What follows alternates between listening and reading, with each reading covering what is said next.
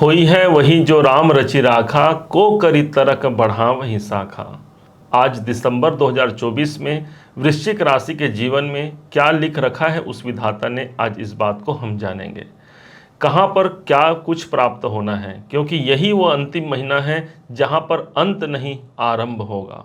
एक ऐसा महीना है जहाँ पर नए कार्य की शुरुआत का वक्त हमको प्राप्त होने जा रहा है।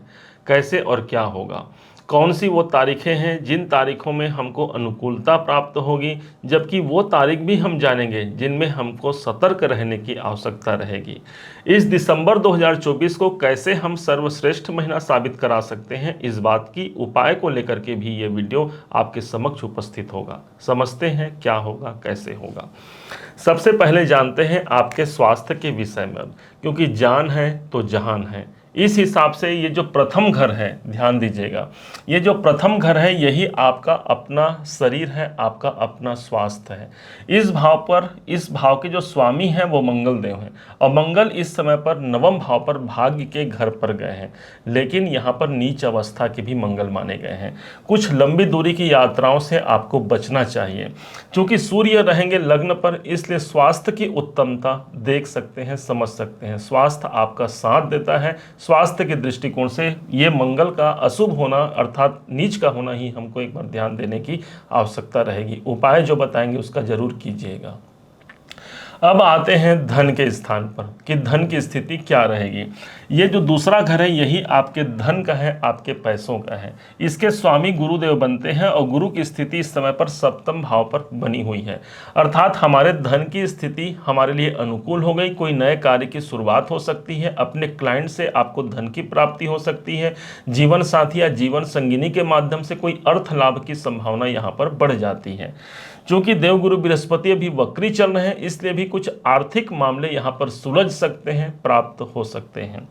तीसरा घर यहाँ पर महत्वपूर्ण हो गया है, क्योंकि यहाँ पर शनि के घर पर शुक्र देव एक ऐसे पोजीशन पर हैं कि हाँ, यहाँ पर शुक्र खुल करके अपना रिजल्ट देंगे, जो कि आपके साहस का होता है। देखा जाए तो शुक्र के पास 12वें घर का संबंध है, इसलिए कुछ लंबी दूरी की यात्राएं हो सकती हैं। कोई विदेश से जुड़ा हुआ कार्य भी इस समय पर बन सकता है।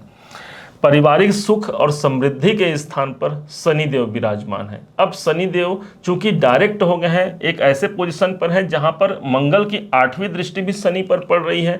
तो ये एक ऐसा समय होगा जहां पर हम अपने परिवार से कुछ अच्छे अनुभूतियों की प्राप्ति कर सकते हैं।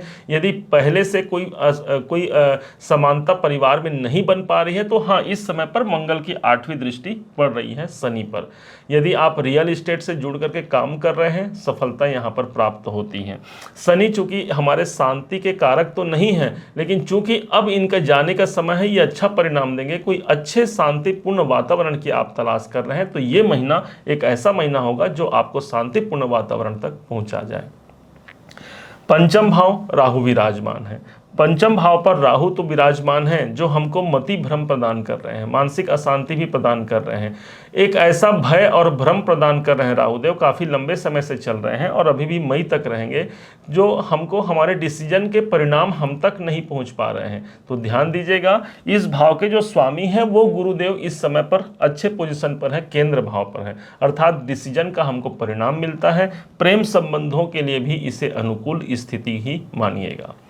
नौकरी के भाव पर आते हैं तो नौकरी घर के स्वामी मंगल हैं और मंगल इस समय पर भाग्य भाव पर है। चूंकि नीच अवस्था के मंगल हैं, इसलिए कुछ रुकावटों के पश्चात हमको हमारे नौकरी में विशेष सफलता की प्राप्ति होती है। भाग्य का हमको सपोर्ट मिलता है, किसी ऊंचे अधिकारी का, किसी बड़े वर्ग का हमको सपोर्ट मिलता है, जो हमारे नौकरी या काम धंधे में हमको सपोर्ट निकाल करके दे पाए। सप्तम भाव आपके दाम्पत्य जीवन का है, गुरुदेव विराजमान है, अच्छी स्थिति हो गई। दाम्पत्य जीवन के लिए एक बहुत बेहतर ये प्रयास होगा, जहां पर आप नए विवाह की संभावनाओं को तलाश कर रहे हैं। विवाह यहां पर संबंध तय होते हैं। व्यापार चूंकि गुरुदेव विराजमान है, हालांकि अपने शत्रु की राशि पर है, फिर भी नैसर्गिक रूप से देवगुरु बृहस्पति का सप्तम भाव पर होना इस महीने आपके व्यापार की स्थिति को भी एक बेहतरी परिणाम तक पहुंचा जाएगा। इसके पश्चात समझते हैं भाग्य को। भाई, भाग्य भाव पर आपके अपने राशि के स्वामी ही बैठे हैं, इसलिए भाग्योन्नति का जो समय है वो इस समय पर प्रबल रहेगा। आपके अंदर नए एनर्जी की प्राप्ति होगी, नए जागरूकता की प्राप्ति होगी, और जिस पर आप भाग्य उन्नति, आपका भाग्य का सपोर्ट भी आपको प्राप्त होता है। हाँ, मंगल यहाँ नीच के हैं, उपाय बताएंगे, जरूर कीजिएगा।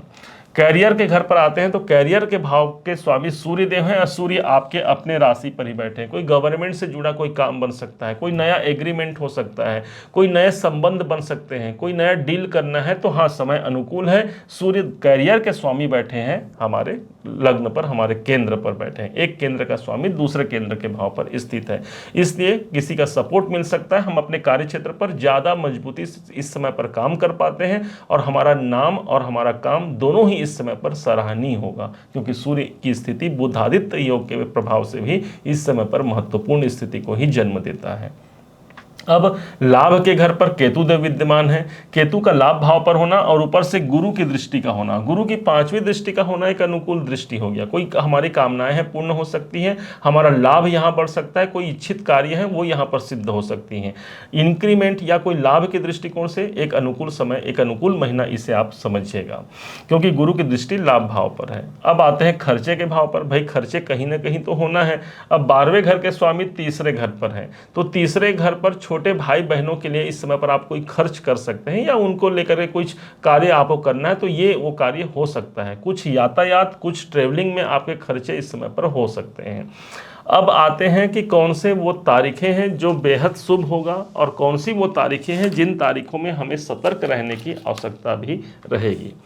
वृश्चिक राशि के लिए दिसंबर 2024 में जो हमने चंद्रमा के गोचर के आधार पर कैलकुलेशन करके निकाला है, वो तारीखें होंगी 1 दिसंबर, 2, 5, 6, 22, 23, 24, 28 और 29 तारीख को कोई नवीन कार्य किया जा सकता है, कोई एग्रीमेंट किया जा सकता है, कोई एप्लीकेशन भरना है, तो इन तारीखों का यूज़ कर सकते हैं।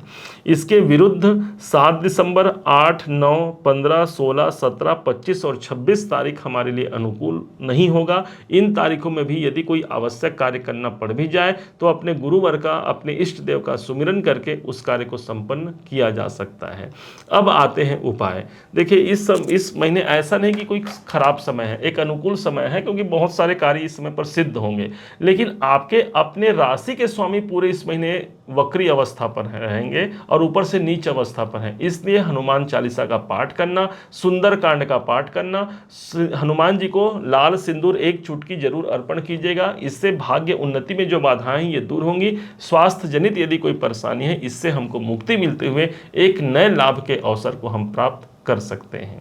उम्मीद है आप सबने इसे समझा, आप सबने इसे जाना है। यदि आपने इसे समझा है, जाना है, मेरे समझाने का प्रयास यदि आपको सार्थक लगा हो, मेरे समझाने का तरीका यदि आपको सार्थक लगा हो, तो हर बार की भांति इस बार भी अपना प्यार भरा लाइक और कमेंट करना कभी मत भूलिएगा। और हाँ, यदि अभी तक आपने चैनल को सब्सक्राइब नहीं किया है, सब्सक्राइब जरूर कीजिएगा। पुनः एक बार फिर आप सभी का दिवस बहुत मंगलमय हो, इन्हीं शुभकामनाओं के साथ। जय श्री राम।